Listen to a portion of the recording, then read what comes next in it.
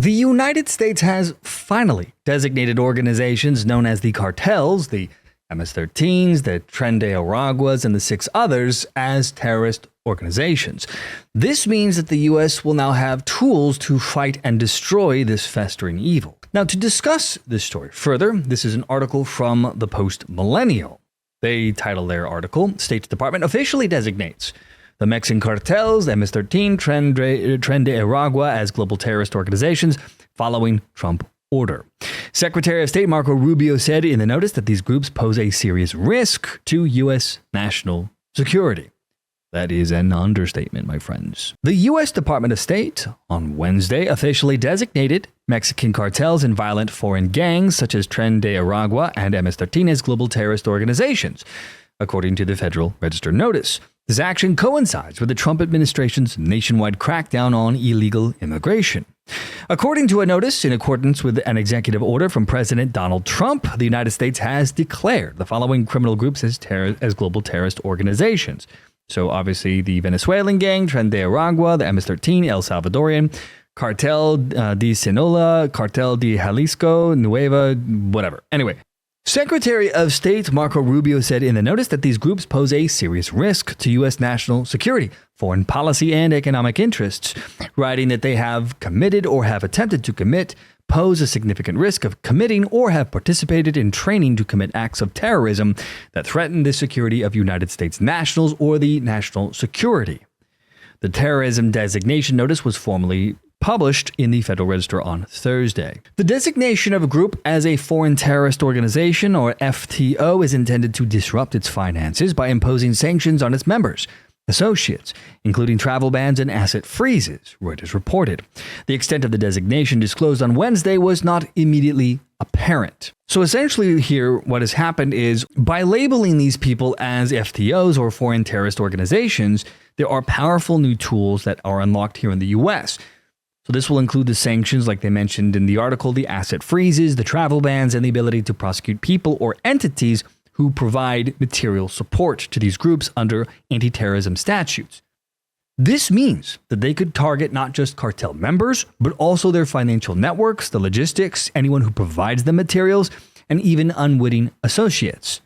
Essentially, anyone who does business with these a-holes, be it financial support, physical assets, even as innocuous as computers, phones, food, fuel, etc., and even advice, including how to evade detection, could get you prosecuted. Now, intent does matter here when it comes to material support. It's all about knowingly giving support to a terrorist organization, although ignorance isn't always a defense if the intent to aid is clear.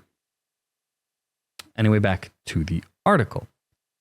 President Trump signed an executive order on January 20th designating the Mexican cartels and other foreign criminal enterprises as foreign terrorist organizations and specifically designated global terrorists. The president wrote that the cartels have engaged in campaign of violence and terror throughout the Western Hemisphere and have flooded the United States with deadly drugs, violent criminals, and vicious gangs. Trump said the cartels control nearly all of the illegal traffic across the southern border through a campaign of assassination, terror, rape, and brute force. The cartels' activities threaten the safety of the American people, the security of the United States, and the stability of the international order in the Western Hemisphere. Their activities, proximity to, and incursions into the physical territory of the United States, like taking over hotels, pose an unacceptable national security risk to the United States. Okay, so not only does this mean there will be a huge expansion of asset freezes, travel bans, etc., but by labeling them as foreign terrorist organizations, you enable the military to break things and hurt people. Essentially, an FTO removes the military's handcuffs here. We will very now likely see direct military action at some point.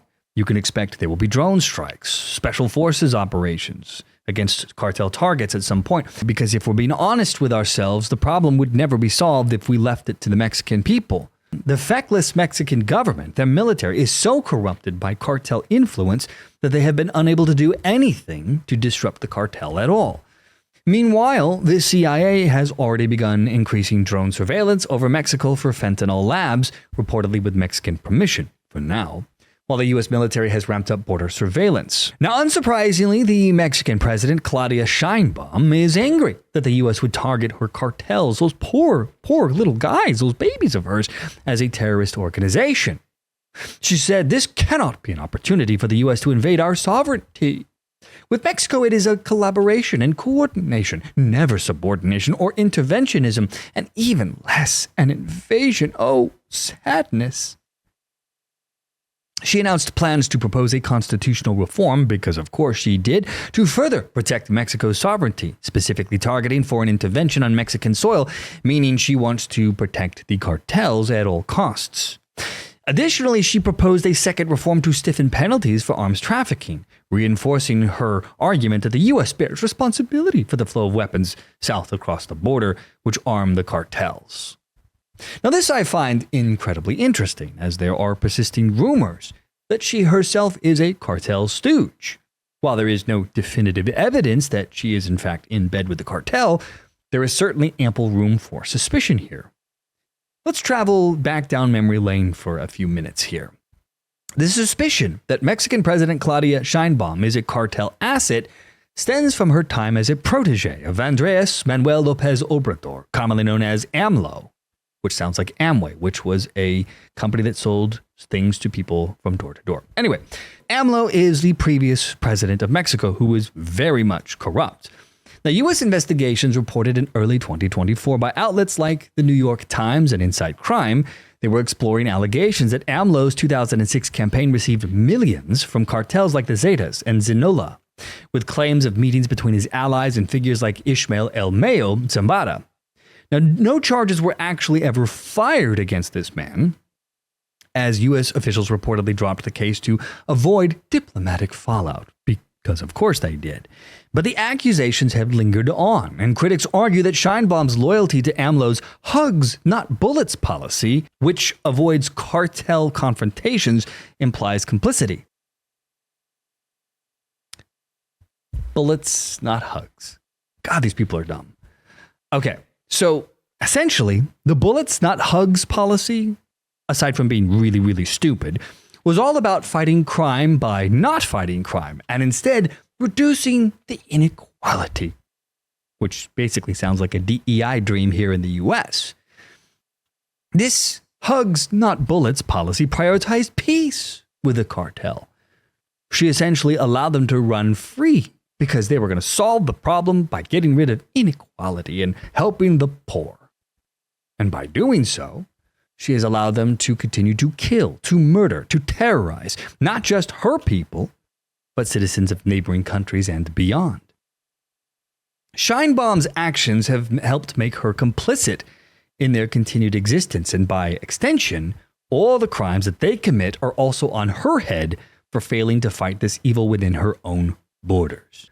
And the best case scenario here is President Sheinbaum of Mexico is a feckless leader, or at worst, she's just an installed puppet of the cartel. And naturally, President Trump isn't having any of it. Since resuming office back in January, President Trump has amplified the narrative that she is a stooge for the cartel. His administration, as recently as yesterday, in their designation of cartels as terrorist organizations, came with a White House statement alleging a, quote, intolerable alliance between Mexico's government and the cartels. And Sheinbaum, for her part, is fiercely rejecting the accusation, calling it slander, and pointing to U.S. gun trafficking. But her little attempt at distracting people from the problem within didn't seem to work, as Trump has doubled down since then, claiming on X that Mexico is essentially run by the cartels, which for all intents and purposes they really are. So no matter how much she might moan and cry about it, the cartels are now officially terrorists in the eyes of the United States. And that means, knowing President Donald Trump, hell is coming. It's just a matter of time.